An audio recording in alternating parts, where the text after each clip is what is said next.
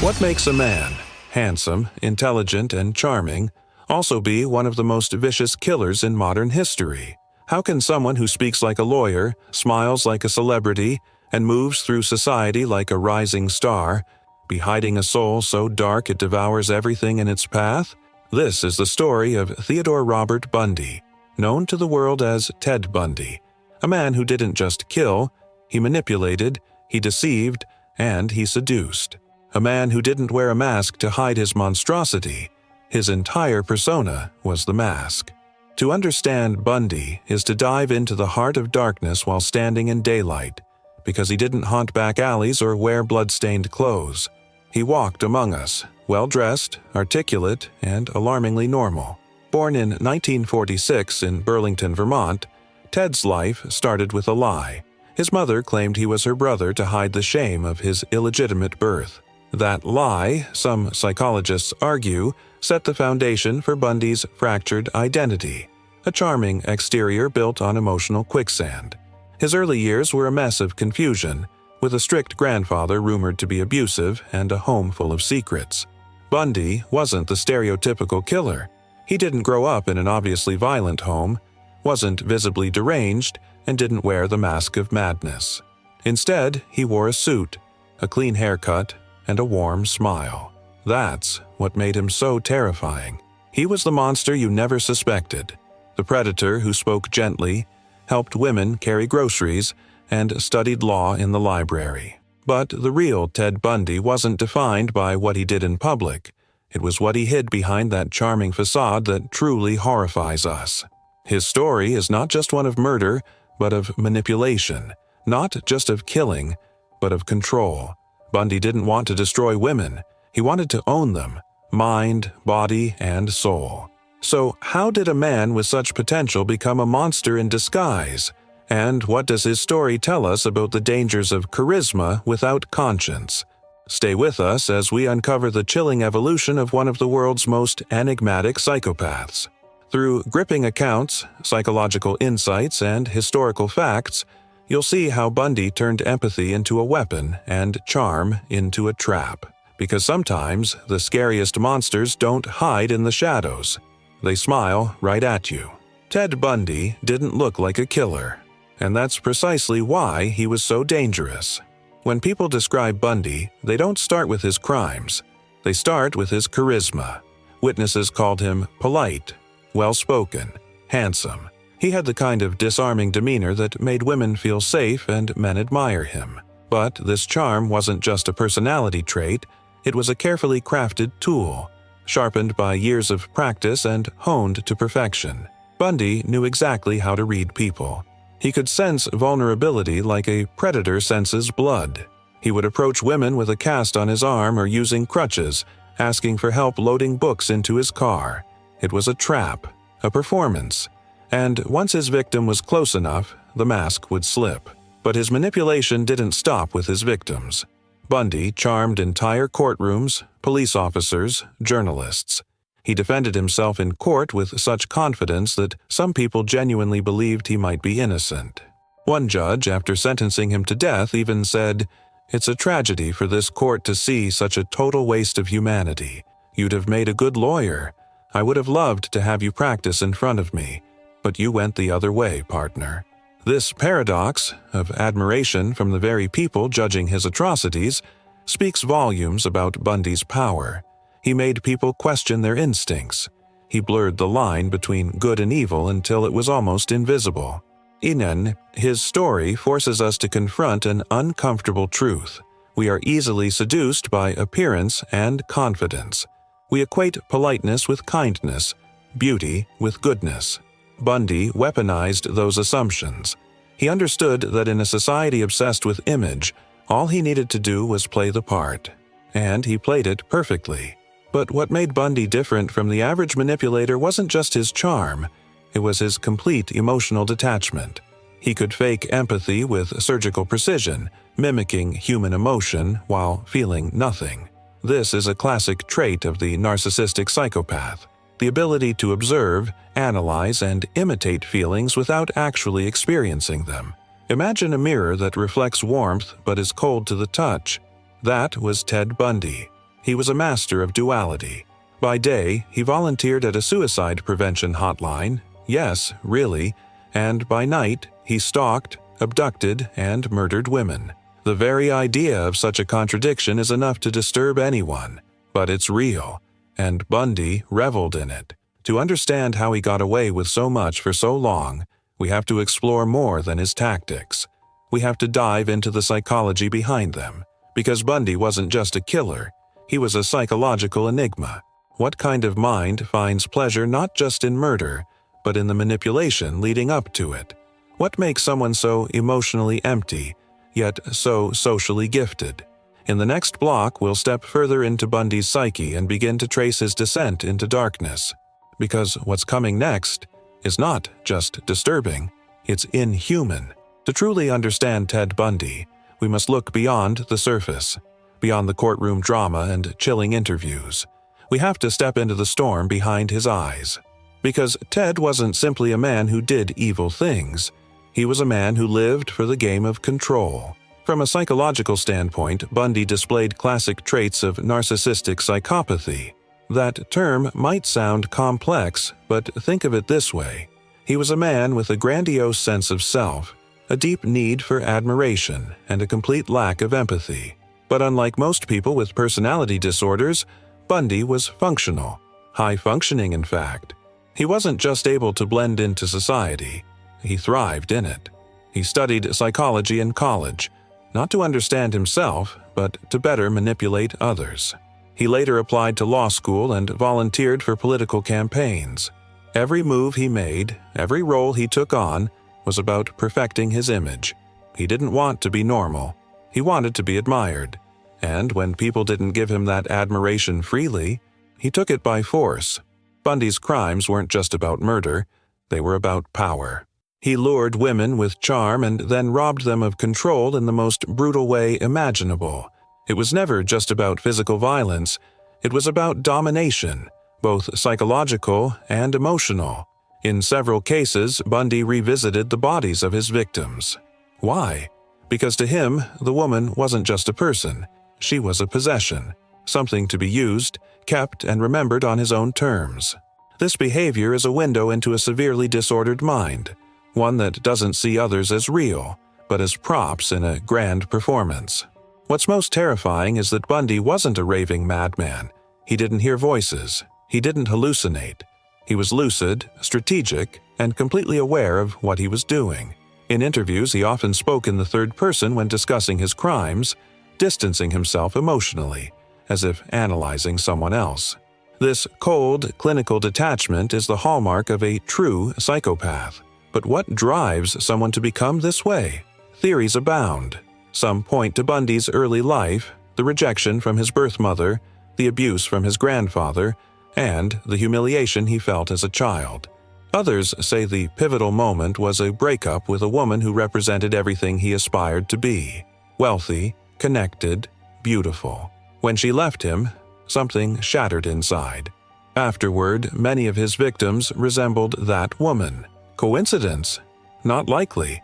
Bundy was replaying the trauma over and over, but with a different ending, one where he held all the power, where he could never be abandoned again. This psychological loop, trauma, humiliation, revenge, is common among serial predators.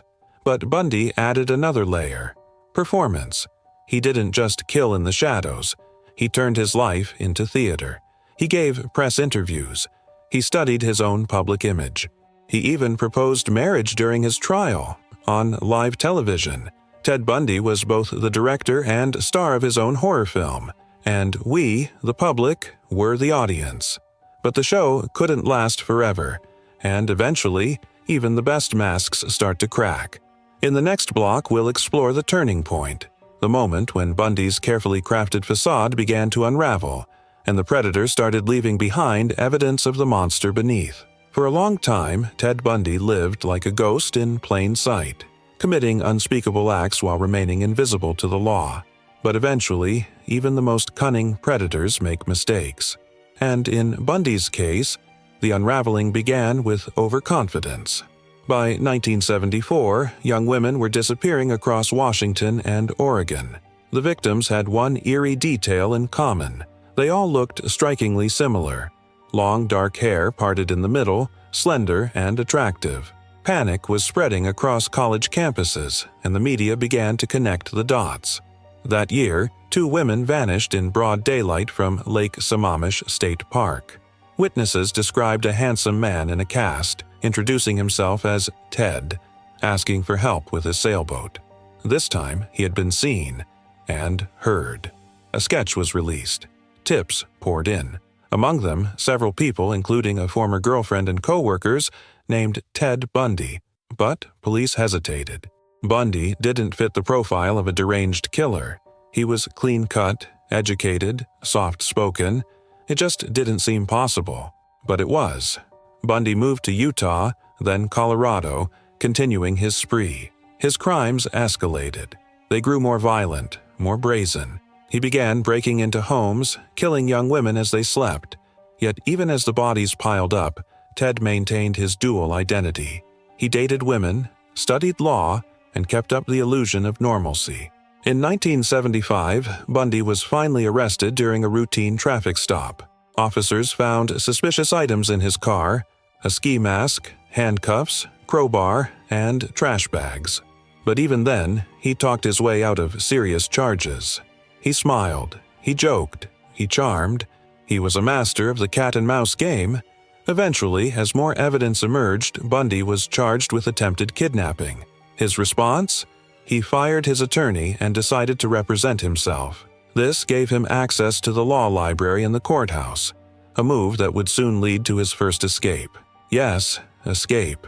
In 1977, Bundy jumped from a second-story window of the courthouse library and disappeared into the Colorado wilderness. Authorities were stunned. America was stunned. How could this be happening? He was recaptured 6 days later, only to escape again, this time from jail. He cut a hole in the ceiling of his cell and crawled to freedom. Weeks later, while the country searched for him, he traveled to Florida. There, he committed his most horrific crimes yet: the attack at the Chi Omega sorority house at Florida State University. 2 women were murdered. 2 more were severely beaten. He also killed a 12-year-old girl shortly afterward. These crimes were brutal, senseless, and sloppy, a sharp contrast to his earlier calculated methods. Why the change? Bundy was unraveling. The control he once wielded so effortlessly was slipping. The calm mask was cracking. The pressure of running, of being hunted, brought out a raw, animalistic side of him that could no longer hide behind charm. Finally, in 1978, Ted Bundy was arrested once more, caught driving a stolen car. He gave a fake name, but fingerprints confirmed his identity. This time, the law didn't let go. His trial became a media spectacle. Bundy relished it. He strutted into court, smiled for cameras, and cross-examined witnesses with theatrical flair. But the evidence was overwhelming. Bite marks on victims, eyewitness accounts, forensic details. Still, Bundy used the spotlight. He wanted to be seen, not as a monster, but as a misunderstood genius. He even proposed to a woman, Carol Ann Boone, during the trial. They married. She bore his child. All of it unfolded under the public gaze, turning the courtroom into a twisted stage. In 1980, Ted Bundy was sentenced to death, but the story doesn't end there. In the next block, we explore Bundy's life on death row, his manipulative games with investigators, and the psychological legacy he left behind, a legacy that still haunts the world today. Ted Bundy was behind bars. The media frenzy had died down. The verdict was clear: death by electric chair. But for Bundy, the performance wasn't over. If anything, it was just entering its final act. Even on death row, Bundy continued to manipulate. He gave interviews, teased confessions, and strung investigators along with promises of information he never fully delivered. He wasn't just trying to buy time, he was feeding on the attention. In prison, Bundy didn't wither. He thrived. He used his intellect and knowledge of criminal psychology to analyze himself, often referring to his crimes in the third person. What compels a man like that to kill? He would muse, as if he were some detached observer. In truth, this was a form of emotional insulation. a way to maintain distance from the horror he had created. The FBI, desperate to solve other unsolved murders, began to work with him. Bundy slowly fed them names, details, and methods, just enough to keep their interest. He dangled answers like bait, knowing that each revelation bought him a little more life. One of the agents who interviewed him was Robert Ressler, the FBI profiler who coined the term serial killer. Ressler once said Bundy was the quintessential psychopath, cold, calculated, and incapable of true remorse. Bundy eventually admitted to over 30 murders, though the actual number is likely much higher. Some believe it could be over 100. But exact numbers were never his goal. Control was. And by keeping the full truth hidden, Bundy remained the puppet master, even as the clock ticked down on his life. Meanwhile, the public perception of Bundy began to shift. Early on, many had been seduced by his charm. But as more gruesome details came to light, the mask shattered. He was no longer the misunderstood intellect. He was a predator, one of the most dangerous the modern world had ever seen. Yet, somehow, Bundy still had his defenders. Letters poured in from admirers. Women offered to marry him. Some believed he was innocent. Others were drawn to his charisma, his intelligence, his twisted form of fame. This raises a terrifying question. Why are we drawn to darkness when it wears a beautiful face? Bundy wasn't an anomaly. He was a mirror held up to society. A society that often values appearance over substance, charm over character, and confidence over conscience. In his final days, Bundy became desperate. He gave last-minute confessions in hopes of delaying execution. He blamed pornography for his actions. He pleaded for mercy. But it was too late. The lies were no longer enough. On January 24, 1989, Ted Bundy was executed in the electric chair at Florida State Prison. Crowds outside the prison cheered. Some held signs that read, "Burn, Bundy, burn." The man who once walked among us unnoticed, who fooled judges and seduced reporters, died in fire and steel. But even in death, he left a question echoing in the darkness. How many more walk among us, hiding behind perfect smiles? In the final block, we'll examine Bundy's legacy, the lessons, the warnings, and the chilling relevance his story still holds in today's world. Ted Bundy may have died in 1989, but the shadow he cast over psychology, criminal justice, and public consciousness remains as dark as ever. He wasn't just a murderer. He was a phenomenon, a case study in how evil can thrive behind a smile, how darkness can dress itself in light. His story forces us to ask terrifying questions. How many Bundys have we trusted because of a firm handshake and a nice suit? How often do we ignore red flags because someone seems like a good person? Bundy exposed a flaw not just in the justice system, but in the human psyche. We want to believe we can spot danger, that evil has a face, that it looks like a villain in a movie. But real evil is patient. It studies us. It adapts. It wears a human face. That's what made Ted Bundy so dangerous and so unforgettable. He didn't just deceive women. He deceived judges, lawyers, reporters, professors, and even FBI agents. He proved that charm can be more dangerous than rage, that manipulation can be more effective than violence, and that a psychopath doesn't always live on the margins of society. Sometimes he is society. Bundy's case reshaped how America viewed serial killers. Before him, the public imagined monsters with wild eyes and bloody hands. But Bundy sat quietly in court, took notes, and smiled at the cameras. He forced the world to rethink what a killer looks like.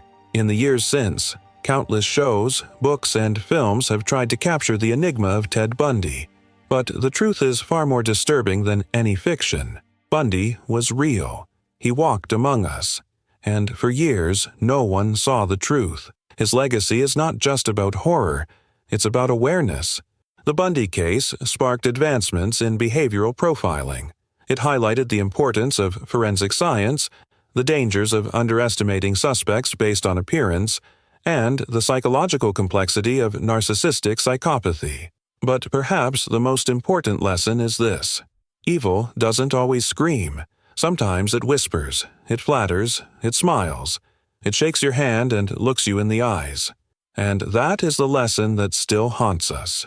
Because in a world obsessed with beauty, power, and success, people like Bundy can still slip through the cracks. So, the next time you feel inexplicably drawn to someone, charmed by their confidence, swayed by their words, ask yourself, are you seeing who they are, or just what they want you to see? Because sometimes the real danger isn't the monster hiding in the dark, it's the one sitting across from you in broad daylight. Ted Bundy's story is more than a tale of terror. It's a warning, a mirror held up to the face of society, revealing uncomfortable truths about who we trust and why. If we ignore the lessons, we risk falling for the next charming predator. Thank you for watching this video. We hope it not only informed you but made you think. Reflect deeply, stay vigilant, and always look beyond the surface. Because not every smile is innocent, not every story is fiction, and not every monster looks like one. Thank you for watching this video. We kindly ask that you subscribe to our channel and like this video. Also, activate the notification bell so you don't miss our upcoming posts. See you in the next video.